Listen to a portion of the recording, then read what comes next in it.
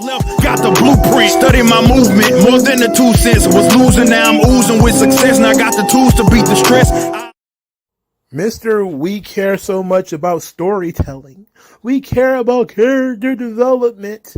Was handed a grade A story in a gift wrapped box, and he decided to chuck it out the window because this would be a better match.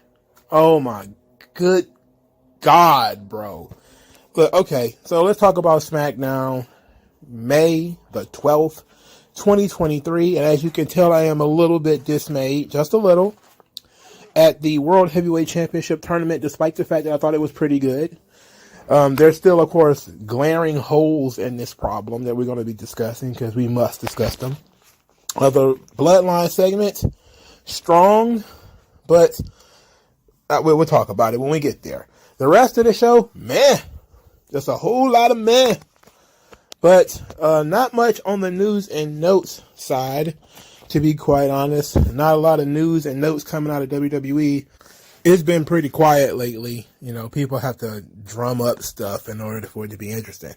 The only thing that's really been floating around out there is stuff that's come out of this prospectus, which is a 550-page mammoth document full of nuts and bolts about the Endeavor deal, and I'm over that already.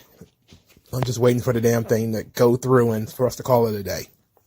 So, the only other news was Edge dropping a video, probably a day or so before SmackDown, about winning the world title and what it would mean to him. And basically reigniting his own story.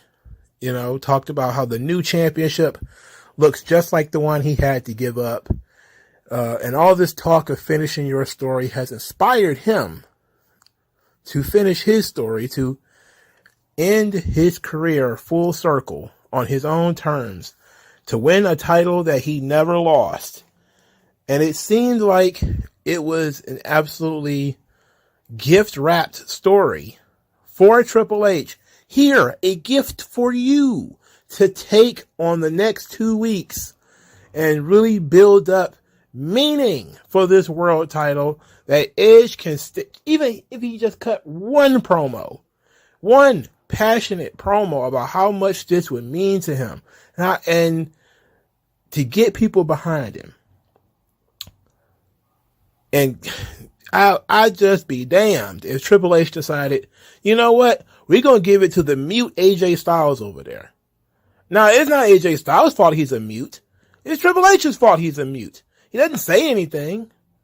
He doesn't even get an entrance. He had 2 matches on this show. He didn't get an entrance for either one of them. That's a big way to showcase your next potential world champion. If he doesn't get an entrance in any of the matches that he's involved with. Smart. Genius, even. Very frustrating. And you could tell that this is something that people bit into and was really interested in it. And yeah, I did see a lot of people get kind of salty that Edge took the loss tonight. So Edge loses in the triple threat match. Rey Mysterio and AJ Styles. AJ Styles wins. Everybody loves AJ Styles. Nobody's mad AJ won. Nobody would have been mad if Rey won. Everybody loves Rey. The problem is the story writes itself. Edge never lost his world title. He wants to win it back. That's the story. That's what we should have gone with, at least until we got to Saudi Arabia. There's nothing special, particularly about Seth Rollins winning the title anyway, outside of he goes on interviews and cries about Roman. That's pretty much it. Okay? Edge has a legitimate story that people can buy into. He should be a legitimate contender to be the world champion. It literally doesn't make much sense to give the belt to Seth Rollins. You give him the belt to Seth Rollins, and then what? People continue to... You think they're going to stop singing the song if he loses? They're not. Nobody can... Jesus. Let's just talk about this triple threat match, which was actually very good. Despite the age of everybody involved, it was still a very good match. The double spear outside the ring was brolic. I loved it. Ray and AJ was fighting on the apron. Edge speared them both off of the apron onto the floor. At his age, this was great. And all of these guys are above the age of 40, so this was a very good spot. Rey Mysterio usually looks very good, no different here. Just the crowd was definitely behind Edge because of the strong story that there was that they had going into it. Unfortunately, things kind of fell apart at the end where Edge botched apparently it was supposed to be a spear on Rey Mysterio, but Edge didn't get up in time. So it ended up looking like an axe handle that Rey botched onto Edge. But it didn't matter anyway. The phenomenal forearm hits and Edge takes the pin. And that's tough, you know. I'm okay with it only if Edge gets back in the hunt afterwards. But here's my issue. This is a big issue that I have. One, there was no promo from Rey Mysterio or AJ Styles about winning this championship. Neither one of them talked about how important the title win is. Neither one of them talked about how great it would be to be the world champion. AJ Styles could have told a story about all this time he was off injured and how he never even got a shot against Roman Reigns and, you know, all this kind of stuff. Or Rey Mysterio could talk about, you know, how much it meant to him at Backlash to be able to represent Latinos, and now he wanted to be able to do it again as the world champion. There's a lot of stuff you could have done. They chose not to go that route. They chose for you to just say, here's a triple threat match between three guys who none of them are feuding, and you're not going to hear anything from either one of them. Here's the match. And everybody's kind of like, okay, you know, sure, good match. How much better could it have been if we'd have taken a little bit of time just to sell it? Sell the stakes of the match. How important is it really? We all know that, you know, at the end of this thing is a world title. We all know that. But boy, crikey, you could have at least told the individual story of the wrestler so that it at least seems important and why each individual wrestler wants to be that champion. Not just because, well, they're wrestlers and they fight for prizes. It's like, that's boring. That includes everybody. So you mean to tell me Edge and Akira Tozawa, you know, for them it's the same? Clearly it's not. Clearly it's not. You know, that's dumb. It's dumb idiot. Dumb idiot Triple H booked a triple threat match. Now the match was actually pretty good. It was a banger. Some really cool spots in there. Some good work from all three guys. But it could have been better with proper storyline, proper build up. And if the right person would have won, and that meant Edge should have won. The second match immediately after the first was the second triple threat match of the night. Sheamus, Bobby Lashley, and Austin Theory. There was nothing really special about this match. People was really definitely behind Lashley in this. The Lashley Sheamus stuff was fun. I really wanted to see more of Lashley and Sheamus getting at each other. At one point, Lashley got his head busted open. There's something about baldies and dudes with bad hairlines where, you know, you always nicking something and you bleeding out of nowhere. So Bobby was bloody as hell when this match was over. And I don't even know when it happened. But he ends up winning, pinning, I think he pinned Sheamus, if I remember correctly. I might be wrong. So once again, just like the previous match, you got to hear nothing from anybody in this match. You didn't. Austin Theory's a fucking United States champion. And they didn't do anything to build up any contenders for him. You know, he was just thrust into the match. And here it is. Everybody's... Here it goes. Okay. So Lashley and AJ Styles is our main event. But before we get there, Grayson Waller made an appearance. Says that Adam Pearce picked him kind of late, but he can make it up to him by giving him the winner in a Grayson Waller effect episode next week. So he gets to pick, he got AJ Styles because AJ Styles didn't win the tournament, on his show next week, which is an interesting introduction to Grayson Waller. Now, if you look at this introduction to Grayson Waller, he shows up with that Australian accent, wearing a Hawaiian shirt. He looks very unassuming, but he definitely has personality. And you can tell he's got a little bit of swagger just from how he talks. So while his clothes were a little ridiculous, because he's wearing a Hawaiian shirt in Tennessee, at least you can see that there's something about him. There's a spark there. I would have liked for him to do a little bit more, but I guess I'm asking for too much. Next to debut was Pretty Deadly. They showed up and bothered Sheamus and the Brawling Brutes. I don't know what the hell they was bothering them for, but they decided to do this. Sheamus says, which one of you is which one of you is deadly? And they just completely ignored him. And then start roasting Pete Dunne and Ridge Holland, to which, of course, they're going to have a match next week. Now, this is effective for Pretty Deadly, because I really wish they would have done something that makes sense for them. Like, this is fine for them to just, find people to bother and then bother them. But I would have liked for them to have a reason to bother them. They just had clipboards, and I'm not entirely sure why they had clipboards. They were still annoying, which is good, because that's their characters, their gimmicks, they were still funny. And this was a small dose of them, so it wasn't like overkill. But I still think we should have done more. It also went by pretty fast. So Sheamus is moving on from this title tournament to feuding with Pretty Deadly, which is a baptism by fire for Pretty Deadly. They're about to get the beating. They're about to get the beats, but they're probably going to end up beating Dunne and Holland at the very least. All right, so that brings into the main event, Bobby Lashley, AJ Styles. An abbreviated entrance for Bobby Lashley, no entrance at all for AJ Styles. They have a pretty damn good match between the two of them. I'm definitely considering whether this is their first match or not, because I'm not sure. Like, I'm literally not sure if this is the first match these two have ever had against each other. Something tells me it is, but something also tells me that they probably had matches in TNA, and I just don't remember it.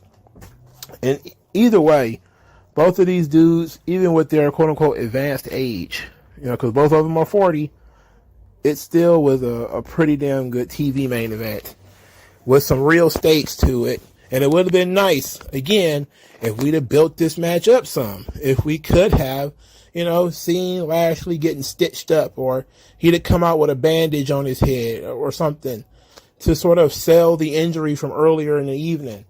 If AJ Styles would have got to talk about what this means to him. Fuck, I know I'm just, really harping on this, but it's very fucking important that you drill into people's heads what the angle is for the match. What the importance is. Because right now, most people are not interested in WWE's product, because everything right now is set up to Roman ain't going to lose until he wrestles Cody again. And Seth's just going to be the world champion. So we're going to spoon feed the title to Seth Rollins. And then we're going to keep the belt on Roman forever and ever. There's no contenders for Gunther. There's no contenders for Rhea. There's no contenders for, there is a contender for Bianca, but she's already beaten her. We'll talk about that in a moment. And you're just kind of sitting back like, damn, where's the growth in this product? It's been 3 or 4 weeks now since WrestleMania. And we need some growth in this product. It hasn't grown at all. AJ Styles is a welcome return. And it's a match that hasn't happened in a while with AJ versus Seth Rollins for that world title. But you haven't done anything that makes anybody believe that AJ Styles is going to win that match. Everybody is looking at this as the Seth Rollins commencement ceremony. It's like graduation. Everybody's going to stand up and clap. No, how about you introduce some danger to this thing? Why don't you put it in jeopardy? Why don't we do literally anything else? For starters, he's about to win a title from another babyface. You didn't even have the guts to put a heel in the match, for Christ's sake. What the hell is going on here? I don't know, man. Look, AJ Styles versus Seth Rollins is going to be a banger. That's going to be really good. No doubt about it. And since this title is going to be a quote-unquote workhorse title or whatever, it's more than likely going to be the major world title going forward, while Roman's belt is going to take secondary status that's only really going to be defended in top-level pay-per-view main events like SummerSlam and Royal Rumble and stuff like that, you know. But they want to have a world title that you can defend on TV, and a world title that he can defend on smaller B pay-per-views and stuff like that. It's essentially what everybody says that it is. You know, it's you tried hard ribbon. But, you know, you could at least make it feel more interesting. Doing vignettes, having guys talk, you know, there's just so many things you could do if you just wanted to make this thing interesting. You just don't want to. All right, Baron Corbin was defeated by Cameron Grimes in literally 5 seconds. Corbin gets a promo and says that he's going to wish he was back in NXT in a couple of minutes. Literally seconds later, he got hit with a cave-in and pinned. Now, 2 things. 1, this was Cameron Grimes' hometown. He's actually from North Carolina. 2, I'm very glad Cameron Grimes got to keep his theme song because I was almost certain that they were going to get rid of it. 3, nobody seems to give a shit about Cameron Grimes. Even though he was in his hometown area of North Carolina, nobody gave a shit. He barely got any reaction. 4th, is this a way for you to showcase Cameron Grimes? What did they learn about Cameron Grimes in this match? Nothing. They didn't get to hear him talk. He didn't do anything. He just did one move, got in and got out. He beat Baron Corbin, who nobody cares about anyway, who doesn't have any heat, who you didn't even care enough about to draft in the draft. You've been embarrassing this guy for weeks, by the way.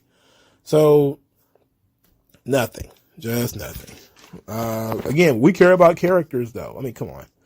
Again, he's still also not speaking with the Cameron Grimes accent. I saw a Twitter thing when he was still dressed like a Maury Show guest, wearing shirts with absolutely no markings or anything. It's just, he looks like he's in witness protection, you know, like he's trying to hide in public. I don't understand why they dress these guys like this, man. He could at least been in his gimmick stuff, you know, the vest with the hat and everything. But dressing these folks like they're supposed to disappear in Denver, I don't know what's going on, man. You dress people like they're supposed to be in hiding in Utah. Why are you dressing these people like this? What are they doing? And I know they're doing it on purpose, because I know this ain't how his closet looks. For Christ's sake, let's move on. Roman Reigns is back, and we're finally going to get some movement on this constipated Bloodline story.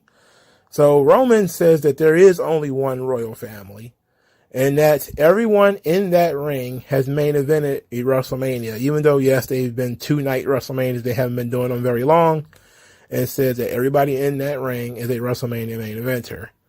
Then he says that everybody had the potential and the ability to step up when he stepped away, and the only person who stepped up was Solo. And then he says, you know, hey, the Matt Riddle problem, remember that? Handled. And then they were like, Sami Zayn and Kevin Owens. He was like, what? Sami Zayn and Kevin Owens? That ain't a problem. They ain't the problem. They not the problem at all. You wanna know who is the problem? Your brothers. The Usos. They're the problem. Everybody saw this coming. It was like, oh, shit. Jay starts pacing. Jimmy's chin starts, poking his chest. So Roman is like, oh, you guys thought you could just lose and that was just going to be it. You going to dedicate a tag team match to me and then you turn around and lose. I ain't even a tag team wrestler. You got tag team Hall of Fame in your family. You didn't dedicate it to them. And then he said the Usos were an embarrassment, that they humiliated him and that they know better. They should apologize. At that point, I was like, oh my goodness. He's back. This is like 2021 Roman again. Right? He's just, now Jay isn't under as much pressure as usual. But, you can clearly see that Roman is sunning these guys, man, again, and they don't like it very much. Now Jimmy this is character development because Jimmy is kind of giggling about this thing. Like, it's clearly a joke, right? Like, Roman is clearly joking. It's not serious. So Jimmy and Roman start going back and forth. Roman does the good fellas. Oh, I'm a joke, huh? I'm a joke to you. We're doing the commercial again, huh? I'm a joke, huh? So then he shoves Jimmy in the face. Now Jimmy knows that this is serious. They ain't playing. He wants an apology for the Usos humiliating the Bloodline. Jimmy takes a moment to really consider this. Consider what he's got to do here. And he's about to charge in on Roman when Jay cuts in and apologizes. Says that he's sorry. They're sorry. And that if they get one more shot, just one more shot, they will bring the titles back to the Bloodline. Roman said, bring the titles back to the Bloodline. Okay. They'll bring the titles back to the Bloodline. He then gives the microphone to Paul Heyman, who says that the Roman Reigns had already created a new game plan. And this new game plan is that Sami Zayn and Kevin Owens will defend their tag team championships in Saudi Arabia. Huh.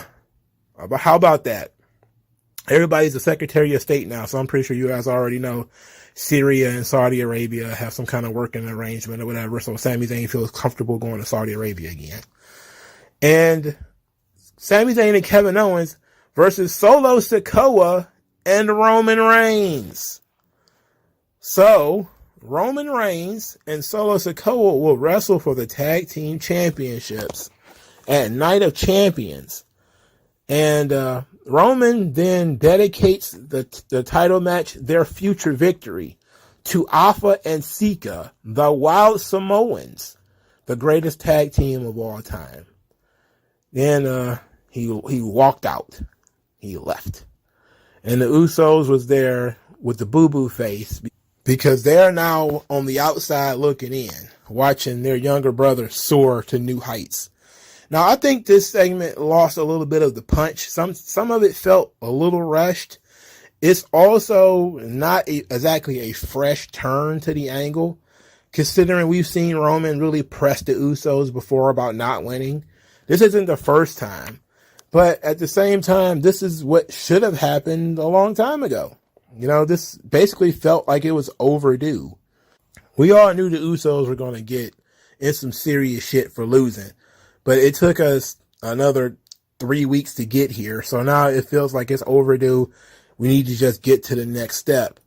Now, Roman putting himself in the position to say, look, you guys can't handle Sami Zayn and Kevin Owens. Therefore, I will, in some respects, is more disrespect to the Usos, Because earlier he was berating them about, I'm not a tag team wrestler. I'm the greatest single competitor of all time. I'm not in a tag team. Literally 2 minutes later, he's in a tag team. Like, it's that kind of horse shit that kind of makes people laugh because it's like, you just told them you weren't in a tag team. Now you're going to be in a tag team. Now, this is a step up, obviously, for Solo Sikoa, who is going to be teaming with his far more famous cousin. But, it's an opportunity. Now, yes, I am tired of seeing Solo Sikoa wrestle Sami Zayn and Kevin Owens. I'm tired of it. I'm sick of it. That being said, though, this match actually has some real intrigue to it. Because there is a question there. Does Roman win? And, he has 4 belts. And we got 4-belt Roman? Where he just got hella championships? Or do we have the Usos fuck it up, cost them the match, and then we continue the storyline that way? Of course, that means Solo has to take a pin, or it has to be a disqualification or something to that effect. Now, you could easily pull that off, especially if they're in the first match. You could have the Usos get them disqualified inadvertently and screw the match up. And then Roman is like, I dedicated that match to my daddy. And we lost. I didn't lose. You guys lost. You're a loser. I'm not a loser. You're a loser. So I think for the heat, rather, because I love the heat, Roman should probably win. I mean, it's not like Sami Zayn and Kevin Owens are tearing the world apart with these tag team titles. Maybe Roman and Solo should win. And just so I can watch people have I can watch people just explode with anger. You know, they probably won't do it because it is a bit much. And then you put the tag team titles in the same situation that you put the world title in, where Roman ain't wrestling for defending the tag team titles on Raw. He ain't doing that. He ain't defending the title on SmackDown. You can forget it. So we're in a position where they likely won't win, but it's going to be a creative way of them losing. And it will more than likely be Solo getting pinned because of some crap that the Uso was doing. And then it's going to end up with Solo probably having to fight one of the Usos, probably Jay. Now, it's an interesting angle when it comes to the Usos, of course, because Jay has been the rebellious one. And he constantly is the guy who's friends with Sami Zayn and doesn't like Roman. He hates Roman and all this kind of stuff.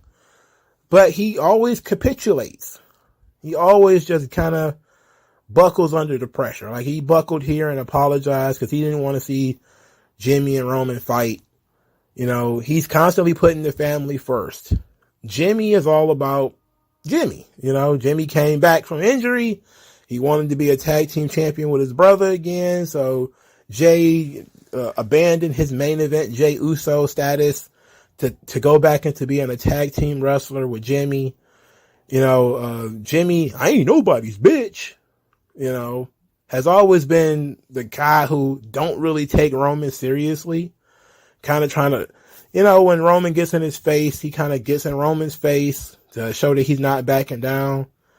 But at the same time, there was parts of that story where Jimmy was, you know, in danger because he wasn't exactly taking the threat seriously while Jay was, you know. So now you got this sort of Damascus dangling over the Usos, and that's, you know, Solo Sikoa. And every time they screw up something, there's always this implicit threat that Solo's going to kick their asses. And I'm thinking we're finally going to get to that point when they cost them the tag team titles, because Roman has identified the Usos as a problem, that the Usos are an issue, and Solo is there to handle family issues. So if the Usos cost them the tag team titles, we're going to see Solo Sikoa and Roman Reigns feuding with the Usos probably for the next several months, which may even include maybe Jay wrestling for the title again, maybe Jimmy wrestling for the title again. And that could be interesting. You know, this could be the slow breakup of the bloodline, where Solo Sikoa is manipulated into fighting his own brothers, and then eventually he even turns on Roman. And now Roman's all alone when WrestleMania comes around and he has to wrestle Cody Rhodes again. That seemed to be, it's not quite the chase that everybody is really into when they talk about Cody Rhodes, but it's kind of a parallel story where Cody's trying to find some way to a world title, while Roman is trying to find some way to keep his family and his dynasty together, but they're on separate tracks. So what could end up happening is, of course, Cody finally finds a path back to Roman, while Roman is tired of the Usos and Solo Sikoa, and he sheds all that crap, and he kind of has to go into WrestleMania solo dolo, and that's when he ends up dropping the title. That seems to be the pathway that we're on right now, and I don't dislike it. You know, I don't know if I like the idea of Roman feuding with the Usos for the next several weeks. You know, I'm talking months. This is like it's gonna be a while. You know, but because they've already done it, like they've already done Roman fighting Jey Uso. But if this is the end, then you know the end hangs on the beginning, and the beginning was Roman and Jey. The end could be Roman and Jey, and to me that seems to be where we're going. So I wouldn't be surprised if like Survivor Series, Royal Rumble time, we're looking at Roman and Jay having matches against each other again. And maybe even tag matches with Roman and Solo versus Jimmy and Jay. And then eventually, Jay finally gets through to Solo. And then we may even have Solo versus Roman. Maybe at the Royal Rumble or at Elimination Chamber or something like that for the title. Before Roman officially disbands the Bloodline. And it's just him and Paul Heyman going into WrestleMania. And I actually like that idea. And that's pretty good. So, of course, all of this is just speculation. But if they're already isolating the Usos as a problem, then the next leg of this story is going to be Roman, manipulating Solo, that the Usos are incompetent. They need to be getting rid of. So I can see that. Now, of course, we need more. We're going to need more Roman for this story to work. We're also going to need fresh opponents for this story to work. So here's hoping that the Usos have some interesting opponents lined up off title, and that maybe Roman gets an interesting contender off title. That way you can always mix these things with the Solos feud or Usos feud and Roman's title feud and all this kind of stuff. That way it can come across as being a little bit more natural, and it's not all just truncated, these guys fighting every week. From one family falling apart to another, I can't believe I just said that. But since Bayley put herself in the same conversation with Roman Reigns, which is a clear sign that she's probably somewhat psychotic. Damage Control. Bayley had a backstage promo in which she says that she and Roman have a lot in common because they're both exceptional leaders and Grand Slam champions. And she blamed herself for Io Sky losing at Backlash, saying that she probably pushed Io a little too hard, which got a nice little laugh. It got a nice little chuckle out of me because Io was obviously dismayed by this. And this leads to, of course, the Damage Control versus Liv Morgan and Raquel Rodriguez Tag Team Championship match. And of course, it ends in the way that you would think. Io tries to get involved, ends up distracting Bayley, and Bayley gets rolled up and pinned. So Damage Control is losing, and now they're about to turn on each other. Now, Liv and Raquel just being the champions and everybody they feud with falls apart just doesn't make sense to me. I don't know why Raquel was she looked like she's about to go surfing. Like, she looked like something out of Baywatch. And I'm not saying I hate it. I'm saying I just didn't understand it. Like it was like bright yellow, and I'm like, okay, I guess her and Liv Morgan is matching now. It's a thing. Bayley taking the pin is very kind of her. They probably should have just made Dakota take the pin. But since Bayley is the center of the story, she's the one who took the pin. And she is probably going to next week blame Io for them losing. And that's going to, of course, eventually lead to the Io-Bayley match, which I'm actually looking forward to. Because I've liked heel Bayley for the last year or so. I just feel like she's been kind of stale in terms of after that long title run she had on SmackDown, there really was nowhere else for her to go. So, this is, I've hated Damage Control, but maybe it'll be fun watching it blow up. Of course, I don't know what you do with Dakota Kai at that point. Without Bayley there, what do you do with her? How does she factor into anything else here? I don't know.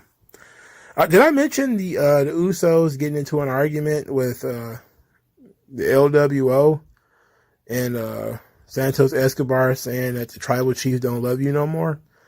How you gonna tell me they don't love me no more? Oh boy. Anyway, Santos Escobar and Rey Mysterio will be wrestling the Usos next week. That sounds fun. Another LWO loss for the record books coming up, because I can't imagine the Usos are going to fall off so hard if they lose to them. That's the problem when it comes to giving people really long, dumb title runs, is that you give them a really long, stupid title run, there really is nowhere for them to go afterwards. That's why guys typically leave a promotion or something like that after they get a long title run, because they've pretty much been run out. They've wrestled everybody, beat everybody, and now it's like you're putting guys over from that point forward. And nobody ever wants to do that part of the situation. Nobody ever wants to stick around to do the part where you start giving back. So that's what Bayley is doing right now, by the way. You know, she got the long title run. Now it's all about using her credibility to put other people over. Yeah, I don't know if Bayley got the stroke or the yams to help Dakota Kai. Dakota Kai gonna need mouth-to-mouth resuscitation. She's dead in the water, okay? She's dead. All right, so Bianca Belair. This is going to be the last segment for SmackDown, but there will be a bonus segment. Hold on. I know I just dropped the bonus segment on you. You're probably tired of hearing me, but now I got a bonus segment, so we're going to talk about that. So Bianca Belair is having a celebration of something. She's just in Tennessee, and they always have celebrations for her when she's in Tennessee. So she comes out there. She's hugging people, slapping some hands, twirling her hair. Everything is nice. There's balloons and all this kind of stuff. Asuka comes out there. She's very excited. Bianca's kind of confused.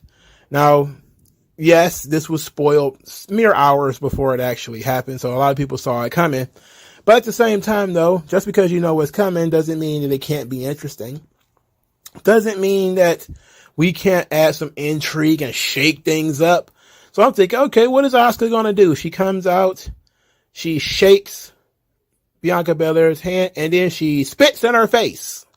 Again, the same shit she was doing before WrestleMania. She spit in her face again.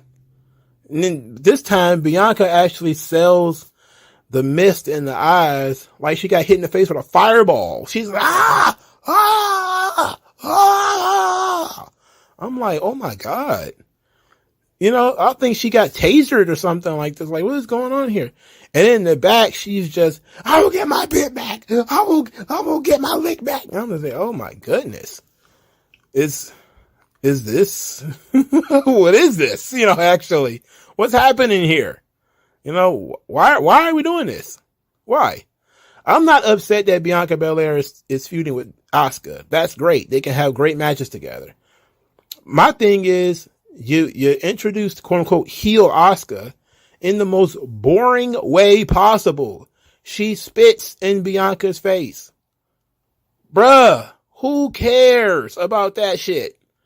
She should have gone in there and choked, just not put her in the Asuka, like I'm just talking about put her in a straight up chokehold and choked her out in front of everybody. And then stand around and popped her balloons and tipped over everything. You know, knocked her cake over or whatever, attacked people in the band or whatever that might have been around her. You know, just been unhinged. But just having Asuka be wacky and silly and spitting in people's faces again, it's like she's been doing that shit for 3 years now. You know?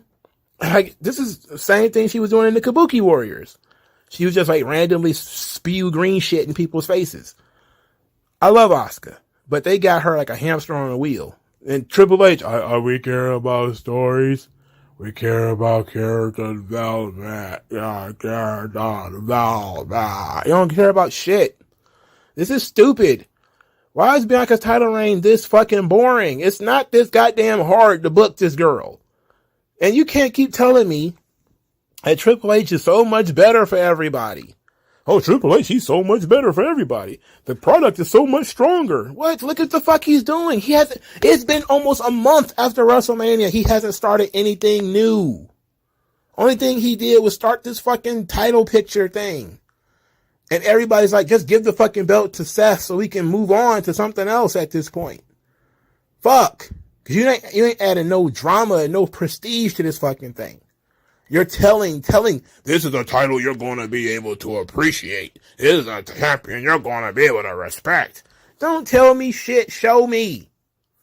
Show me what you're going to do differently. You didn't do nothing. You did nothing.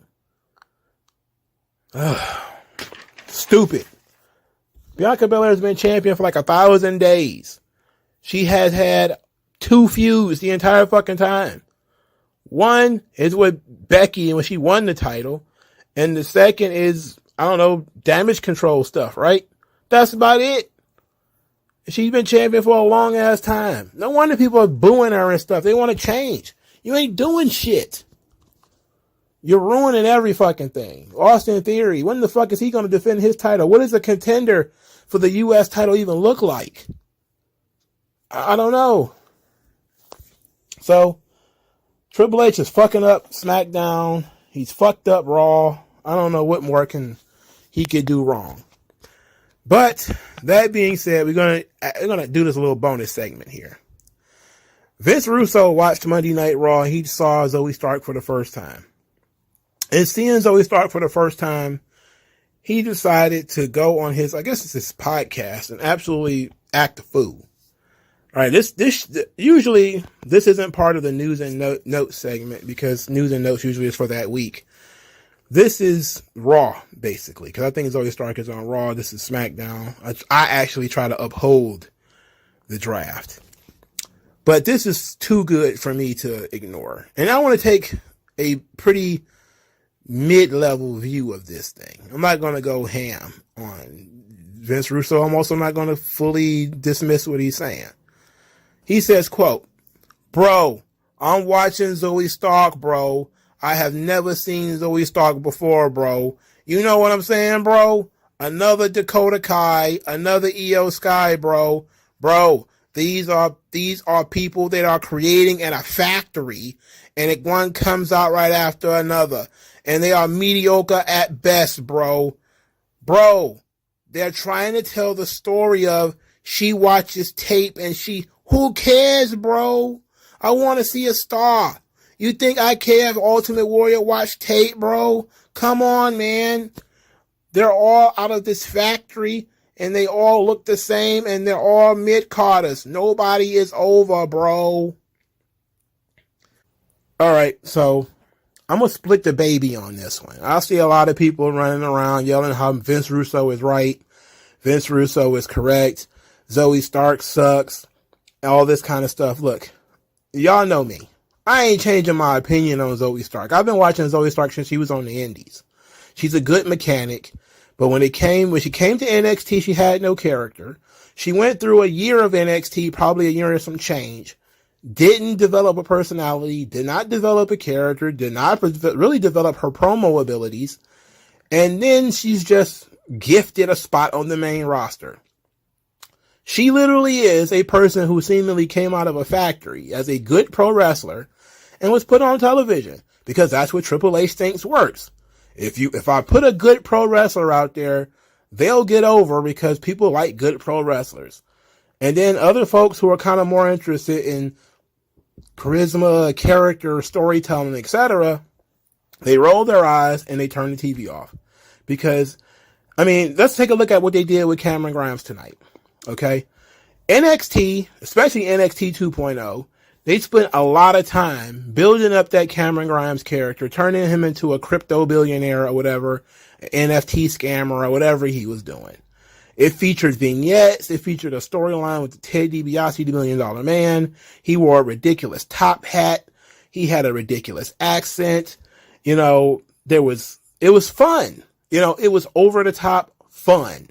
When you see Cameron Grimes on SmackDown, no promo. He talks normal. He looks like another pasty white dude. He doesn't wrestle in his particular match of any length. Nothing. He's just presented as flat. You would not have known any of the stuff I just mentioned about him being a silly crypto billionaire. You know, just imagine if he'd have been introduced in the way that he was introduced in NXT 2.0. You know, as this sort of Beverly Hillbilly Cameron Grimes. You know, I got all this money and I ain't quite sure to do with it.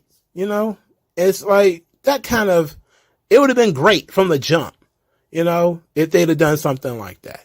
Especially if you'd have introduced him when JBL and Baron Corbin was doing a thing in the past. And, you know, Baron Corbin needed some money. And he went to Cameron Grimes, and, you know, his hillbilly cousin or something like that, or a hillbilly friend of his. And, you know, now we get to see ridiculous millionaire Cameron Grimes. And we get to show the vignettes of him in the jacuzzi by himself with nothing but money surrounding him and all this kind of ridiculous stuff. People definitely would have gotten behind that. People definitely would have understood where the character was coming from, what the character was doing, where the character was going, and what the character cares about. And then when he actually started wrestling, things would have changed. But what they did was they kept him off TV for 2 years. Maybe he was injured, I don't know. He comes out pasty white, fish white, by the way. and wins a match in 2 minutes and talks normal. And then he didn't even talk on the screen, really. You can do better. So this part of this, a big part of Vince Russo's critique is about the presentation. They didn't present Zoe Stark like she was any kind of big deal. They presented Zoe Stark as a wrestling wrestler. And yes, that is boring. Nobody cares about her watching tape. He is right about that. Nobody gives a fuck about her studying tape. Okay, you had to find a hook. Why should I care about her more than, let's say, Shayna Baszler? Why should I care more about her than Liv Morgan? Why should I care about her more than, I don't know, Alexa Bliss? Why should I care? Now, Zoe Stark isn't a particularly pretty girl. She doesn't have like a great body or a great set of tits or anything like that. She's just a good wrestler. And Triple H seems to think that's enough. Him and Shawn Michaels, I don't know what the fuck they doing. He's just a good wrestler and that's it. It's like, that ain't gonna work. I don't believe in that. I don't believe just throwing people out there plain as hell with no mission statement, no gimmick, no nothing. And thinking that, people are just going to get behind it. I don't believe in that. At the same time, though, and this is where I actually get a bit of an attitude with Vince Russo, because he has no frame of reference when it comes to Zoe Stark. He's already made these proclamations about her career. He doesn't know who this girl is. And he even admits it in his own promo that he says on his podcast, he's never seen her before. So he has no, for starters, I've said this before, Vince Russo is the worst person to listen to for things that he claims that he is a specialist in. It's like, I created all these great storylines. Like, yeah, you also created a lot of garbage storylines too. And you had a lot more garbage than you did good shit. And then also, you're not really a top level recruit. Like, Vince Russo isn't a guy you go to figure out whether you got talent or not. Whether somebody should be on a show or not. For him, it's all been about appearances. That's why I mentioned before that Zoe Stark didn't have a great set of titties and she didn't have a pair of white cotton panties. So he's probably not interested already anyway. So, she's not a bombshell. So he's like, I don't care. She's not a diva. She's not a bombshell. And that's what a lot of people are going to be when it comes to Zoe Stark. Hell, I'm halfway there myself. So I don't trust Vince Russo when he starts talking about, they're all mid-carders, bro. I'm like, I can't imagine. This guy, he was in WWE when Rocky Maivia was created, when he was there. What do you think that he was burying this guy, saying that he sucks and, yada, yada, yada? I bet he was. Because he don't know shit about talent. Look at what he did to TNA. He don't know shit about talent. He likes to push his friends. He was the guy that had Jeff Jarrett on top in WCW, for Christ's sake. I'm not saying Jeff Jarrett's a terrible wrestler or anything like that, but that's clearly not what WCW needed. They're still going head to head with Monday Night Raw, and you're going to reboot the NWO, an idea somebody else already had, including Bret Hart. It's going to include Bret Hart in the NWO. Make Jeff Jarrett the world champion. Have Jeff Jarrett pin Hulk Hogan. I mean, a lot of this stuff just seems ridiculous on its face. You're going head to head with Monday Night Raw, a show that you claim is number one because you created it that way. And your response is going to be, I'm going to make Jeff Jarrett the top star in the industry, bro. It's like, you're delusional. You're out of your mind. Then you go to TNA and you push Disco Inferno as one of the top guys. Fucking, I think, D'Lo Brown was also one of the top guys during this SEX era, along with Jeff Jarrett and all these guys. Like, how many people that Vince Russo picked from scratch and made a star? Almost none. So when he is judging talent, I'm thinking of myself, what the fuck does he know about judging talent? He doesn't know shit about judging talent. He just knows how to create wacky, sex-based storylines, and that's pretty much it. That was his expertise. How I could be over the top. How could I be, different, but also derivative, But so while I agree with his critique overall, I disagree with the messenger. Vince Russo is not the guy to be making this message, and he's also not saying anything that's wholly creative. Most anybody who's ever seen Zoe Stark knows she didn't got any fucking character and she didn't got any fucking charisma. Well, if he does got charisma, it ain't on the camera. She might be like the girl version of Lance Storm. But I guarantee you, Vince Russo, she could be fucking Stone Cold Steve Austin, and Vince Russo has already written her off. Now, for a lot of people, and I know there's a lot of stuck in the 90s folks who are perpetually this way, how many of you would have fired Stunning Steve Austin? 100% of you, pretty much. Most of you would have been like, he's a bum. What do we need him for? And I probably would have been in that camp too, because I'm looking at it and saying, I don't see it. He's been here for years already. He's not going anywhere. He's a mid-carder. But there's nothing wrong with being a mid-carder. That's the thing. You need mid-carders. And that's the part that really bothered me. There was only two parts of this thing that bothered me, I guess I should say. One was Vince Russo having the nerve to never have picked a star from anywhere and talking about how somebody's not a star and yada, yada, yada. He don't know what the fuck he's talking about. The second thing is the perpetual disrespect of mid-carders. 99% of your fucking roster are going to be mid-carders. They're going to be role players. They're going to be people they have to be, if you're going to have a star, they need somebody to work with. Okay? And you can't have stars wrestling stars all the time. That's kind of the shit they blew out in the Attitude Era, where they was having Triple H versus The Rock on television and stuff like this, and in disqualification and all that kind of stuff. You can't do that shit all the time, especially not today with Raw's 3 hours, SmackDown's 2 hours, and there's a bunch of other stuff on TV. You just can't get away with that today, right? Dynamite is trying to do it, and it's not really working out that well. So you can't do that. You need role players. It's just like every other team. You got your star players, and then you've got your role players. Your offensive linemen, your defensive tackles, your defensive backs. Sometimes these guys might develop a reputation like a Dolph Ziggler, where you develop a reputation as a role player, as being a dependable guy on the roster. No, you're not going to be a superstar in main event WrestleMania. But this is also your job, your profession, something you've chosen to do, and you might be able to do it for 10 years and buy yourself a house and raise kids and do all that kind of nice stuff. That stuff is important too. So just denigrating people as mid-carders, it's like pretty much everybody, with the exception of like fucking Andre the Giant and The Undertaker, has spent time in the mid-card. It's what most wrestlers are until they break through. And I guess Brock Lesnar, he was never a mid-carder.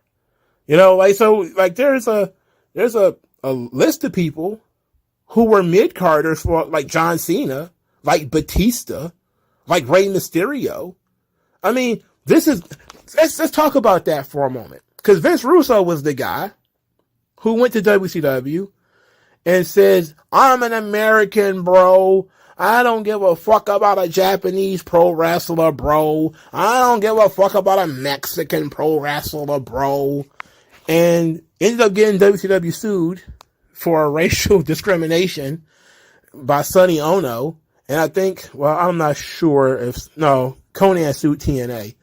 But Sonny Ono sued WCW for racial discrimination because when Vince Russo took over, he cut out jobs for the Mexicans and the Japanese pro wrestlers, especially in the cruiserweight division, because he openly said he didn't care about them, which means he didn't see Rey Mysterio as a star.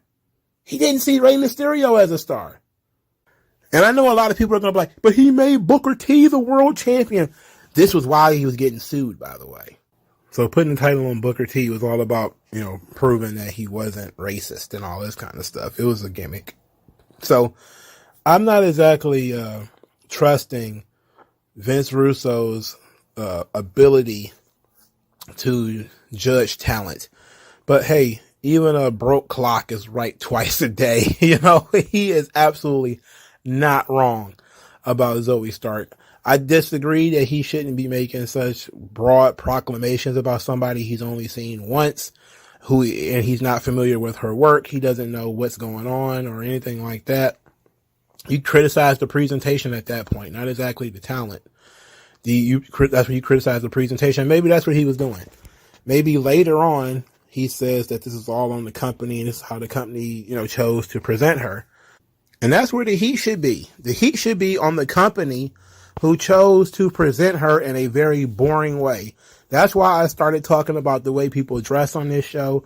That's why I started talking about I've been talking about this stuff. The lack of promos, the lack of FaceTime, the lack of drama, not making people care, not forcing people to care. This is the WWE. I know Triple H is a big fan of the NWA and WCW and all that shit. And I keep saying, you want to have a big gold belt and you want to have war games. Take that horse shit and go start your own company. Get the fuck out of here. That's not what those guys lost, because people cared more about Hulk Hogan and Randy Savage than they did about Harley Race and Ric Flair. Sorry. People bought those action figures. People watched those cartoons. People was on those video games. That's what they did. You coming in here and thinking you can change the flavor of Coca-Cola. That's not going to work, bro. We don't want new Coke. We want Coke, motherfucker. We wanted Coca-Cola. We want what we want. This, some people like chocolate. Some people like vanilla. Like whatever Vince was doing was working fine. He was a little off on the recipe the last couple of years. You find ways of tweaking it or whatever and making it a little bit better. But now his whole thing is just changing the whole shit, all these fucking matches, it just doesn't make sense. It's a great wrestling show. What a great night for wrestling. It's like, yeah, but nothing's moving forward. So now everybody's kind of bored. Things are boring now. This was his idea of a heel turn was for Asuka to spit mist in Bianca's face. Like, she's already done that. We've already been here. We've already been in this place. Asuka spit in the face of everybody for the last 3 fucking years. Come on. We got to do better than this. So again, a broken clock has worked twice a day. Russo was right, but I still don't trust his opinion on Zoe Stark. Form your own opinion on her, or listen to my opinion, because I have an informed opinion. And that's really my problem, is he has an uninformed opinion that he jumped to, and that's entertaining to his audience, and that's really it. All right, that was SmackDown. Thank you guys for listening. I'll talk to you guys later. Peace out.